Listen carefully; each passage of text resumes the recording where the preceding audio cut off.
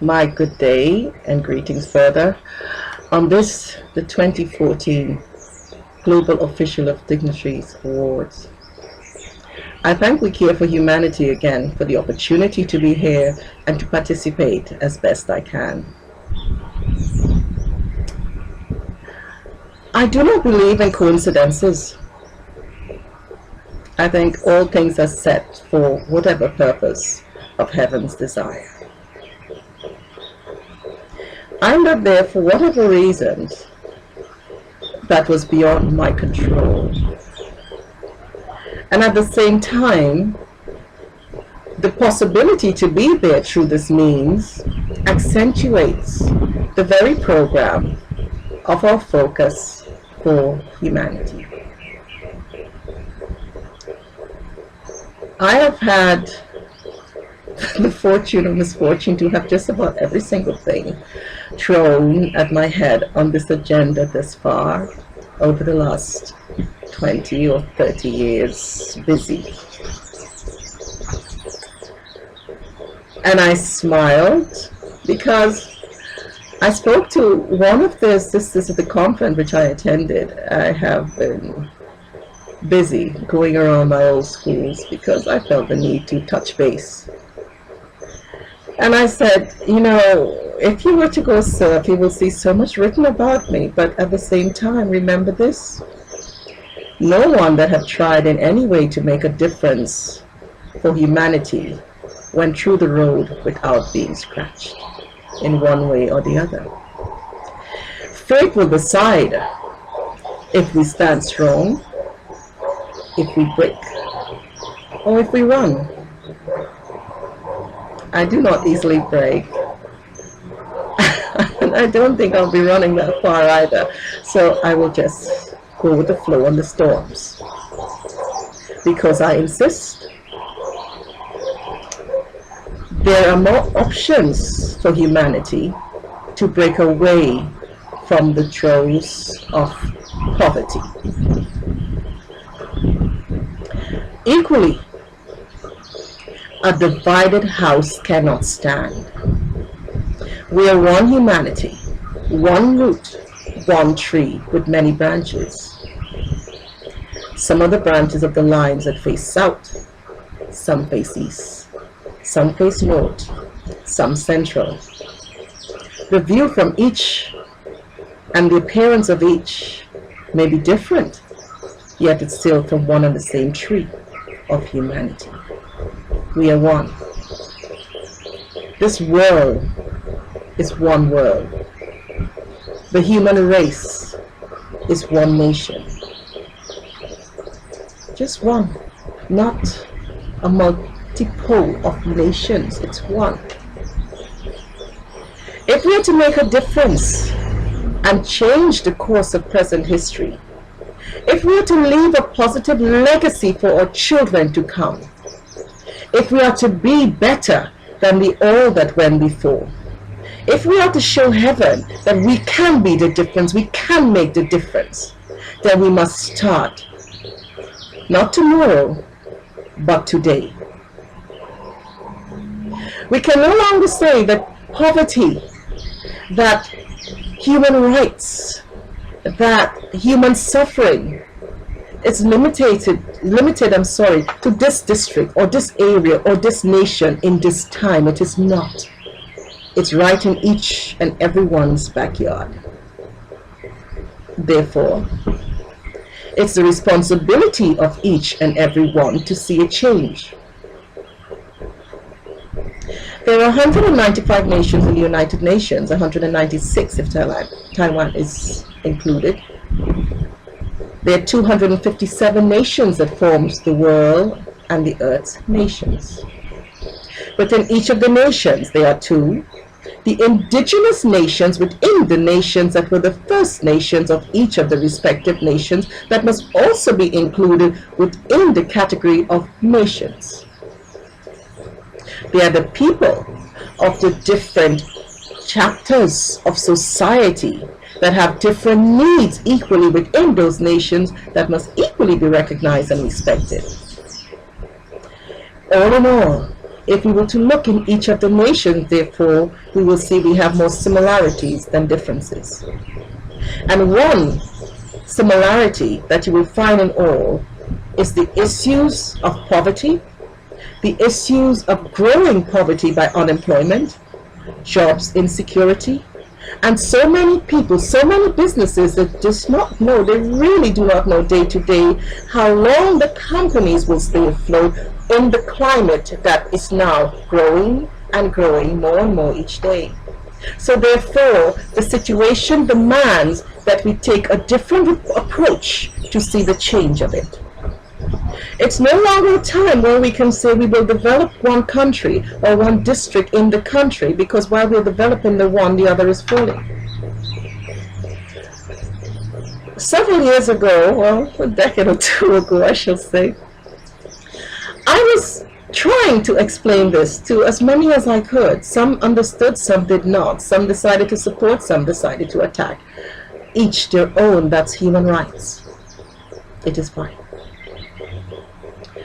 I explained I could not bring myself to see to one water well in a village, while the children of the other village sees me driving past and I wave, hi there, hi darlings. It's fundamentally wrong.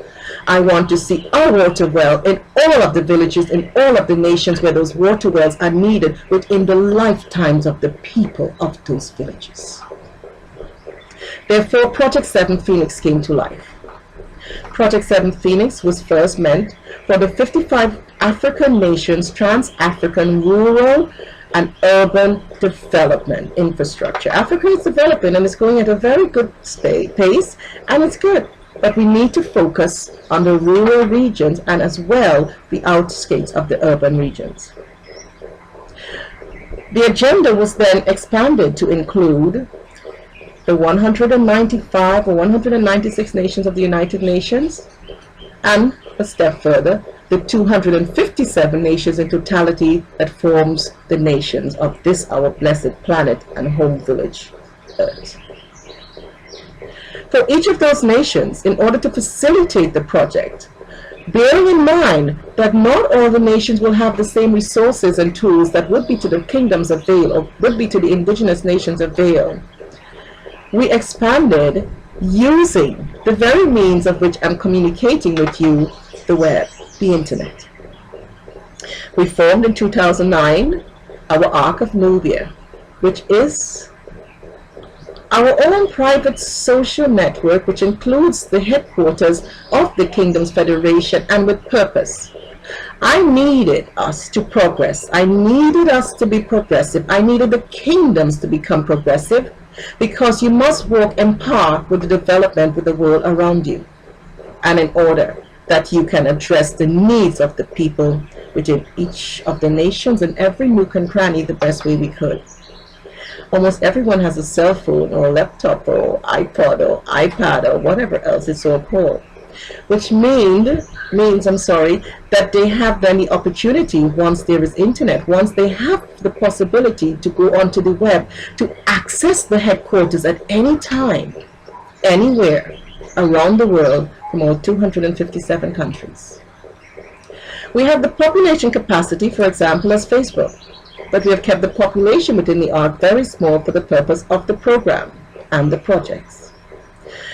To facilitate the programs for every one of the nations outside, we have created within the Ark of Nubia a royal chapter for the specific countries of the 257 countries.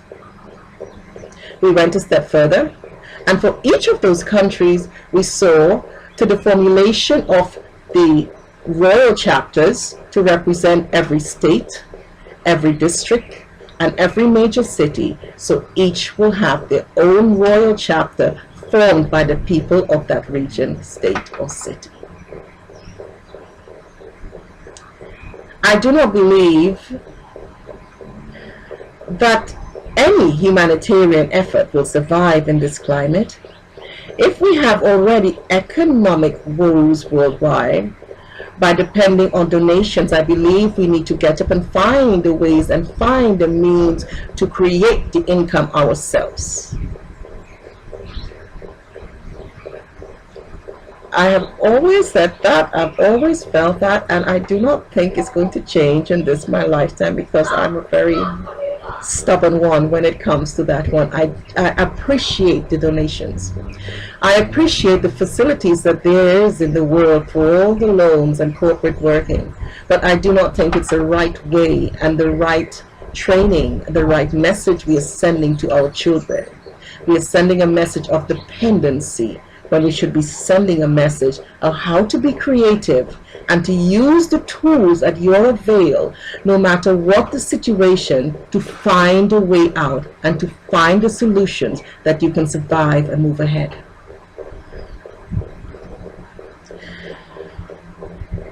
There are hundreds of millions of people on the sites, on the websites, and the social media.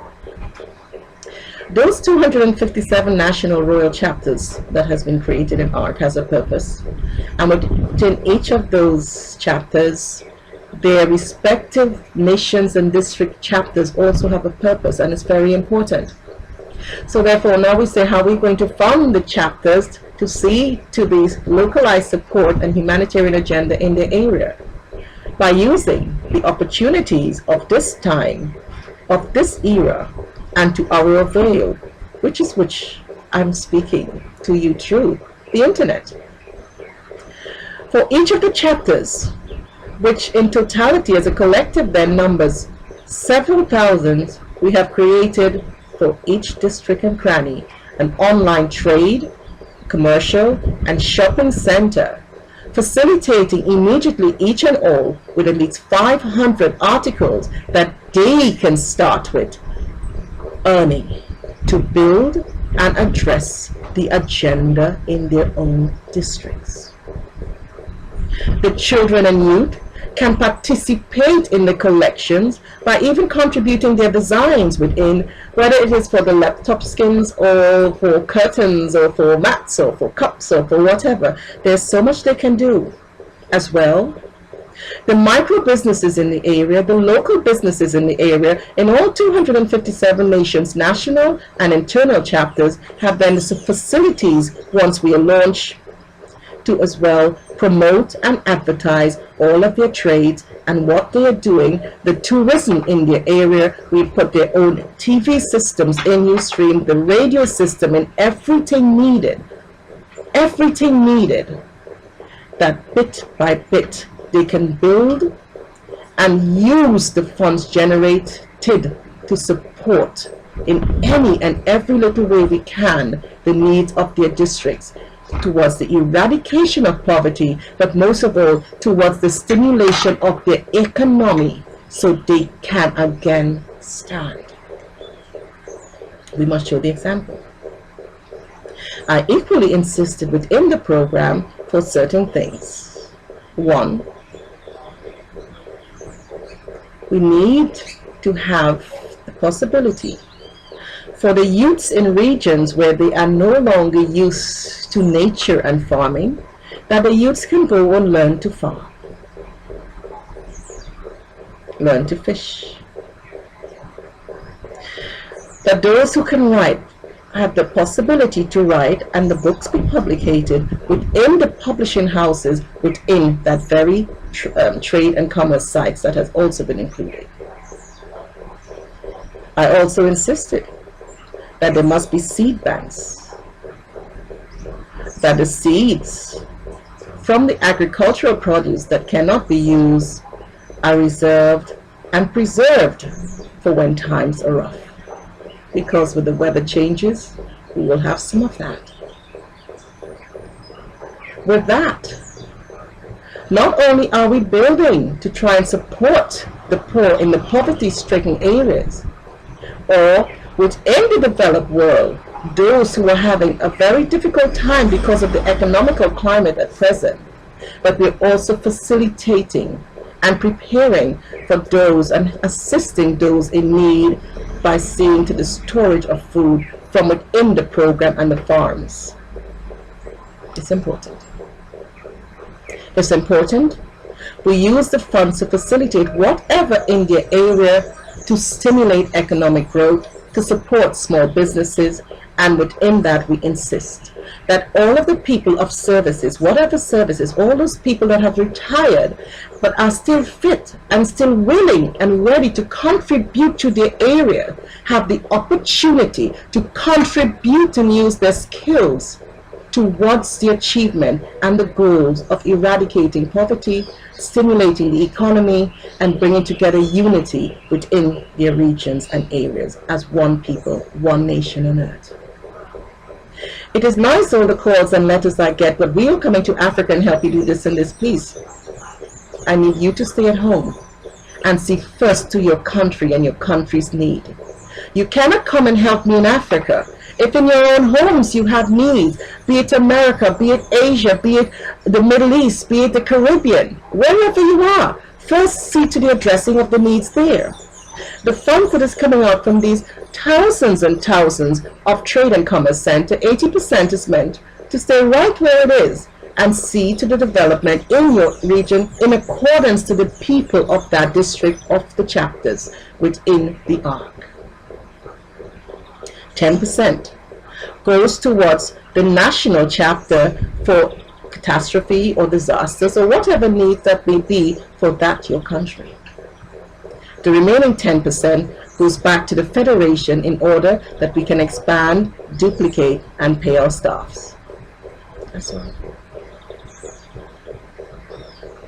We must work together. We must work as a unity. It is important. It is very important. Maybe now so, more than ever before. I was privileged to have attended to me what has been probably for me the most perfect school I could ever had. And that was St. Joseph Convent Providence Girls Catholic School as a young girl. It meant a lot to me there, and all that we were learned, taught, I'm sorry. Our principal, my very darling Sister Regina, would always say to us, ask not what your country can do for you, but what you can do for your country. We can do a lot for our countries. There's 257 nations in the world, let us say 195 or 196 nations within the United Nations.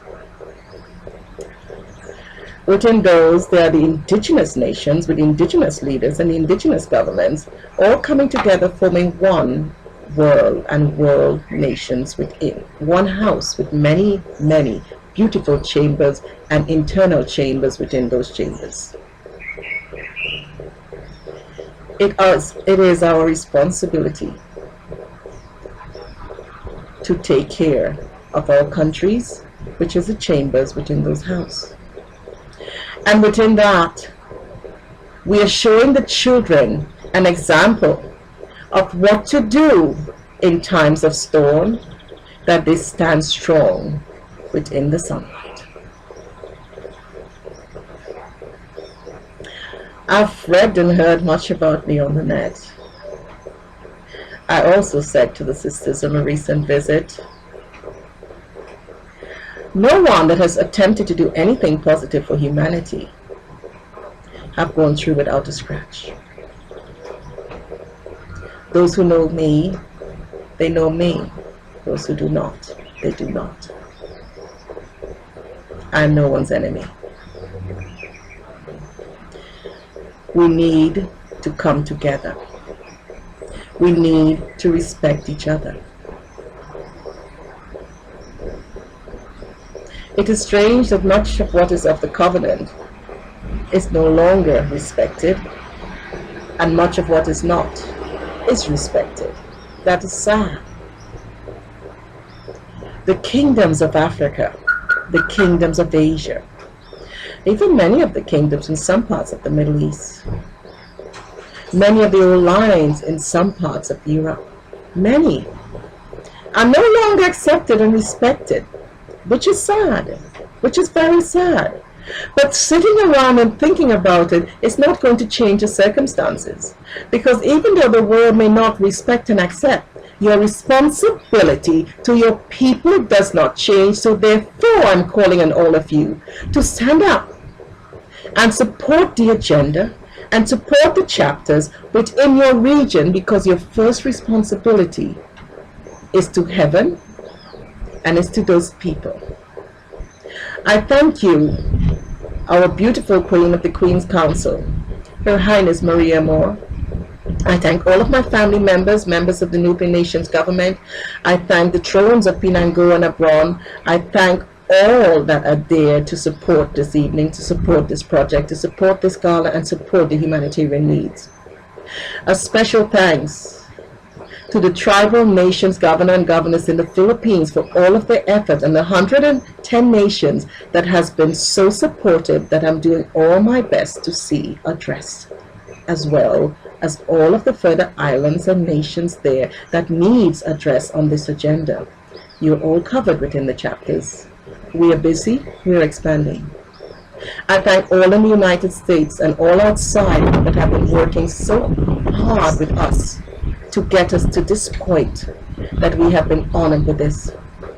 I thank the kings and the queens at the 2007 summit, whose work, whose contribution, whose blessing led to the 2013 recognition and acknowledgement of the African diaspora as an integral part of the Federation Tribes and Kingdoms and Nations, with their identity restored on the 18/08/2013 in Montego Bay, Jamaica.